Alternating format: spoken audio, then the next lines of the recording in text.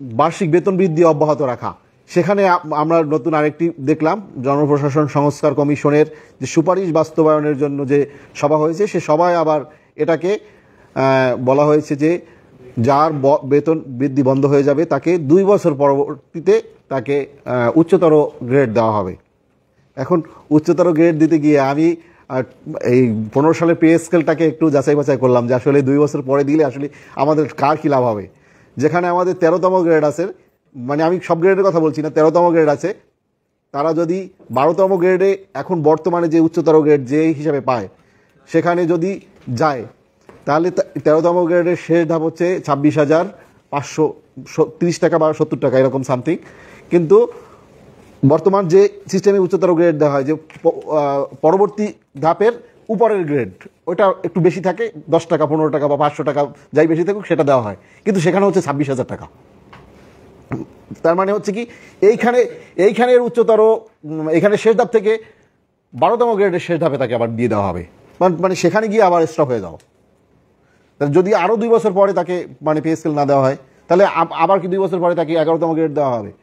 মানে সরকার যে কি করছে, কি মানে এই সব ডিসিশনগুলো নিচ্ছে, শুধুমাত্র 2টা গ্রেডের উপকার হবে এই যদি এই কার্যটা বাস্তবায়ন হয়, এই চিঠিটা সুপারিশটা যদি বাস্তবায়ন হয়। যারা 11তম গ্রেডে আছে তারা 10ম গ্রেডে যাবেন, সেখানে 6,000 টাকা বাড়বে, এবং যারা 10ম গ্রেডে আছেন তারা যাবেন 9ম গ্রেডে, সেখানে তাদের 12,000 টাকা বাড়বে। এই 2টা গ্রেড ছাড়া আর কোনো কর্মচারীর উপকার হবে না, বিন্দুমাত্র উপকার হবে না।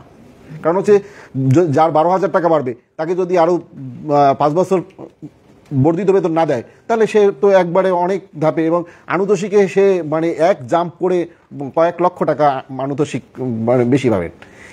এখন এই 2-1টা গ্রেডের সুবিধার জন্য আমাদের সকলের ক্ষতি হবে, এটা তো আমরা চাই না। তাই আমাদের এই আন্দোলনকে অব্যাহত রাখতে হবে।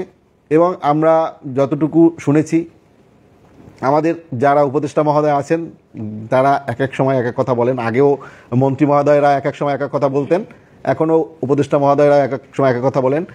যেই সরকার মহার্ঘ ভাতার কমিটি করেছেন সেই সরকারের অর্থ উপদেষ্টা বলেন যে মহার্ঘ ভাতার কমিটি হয়েছে কে জানে, আমি তো জানি না।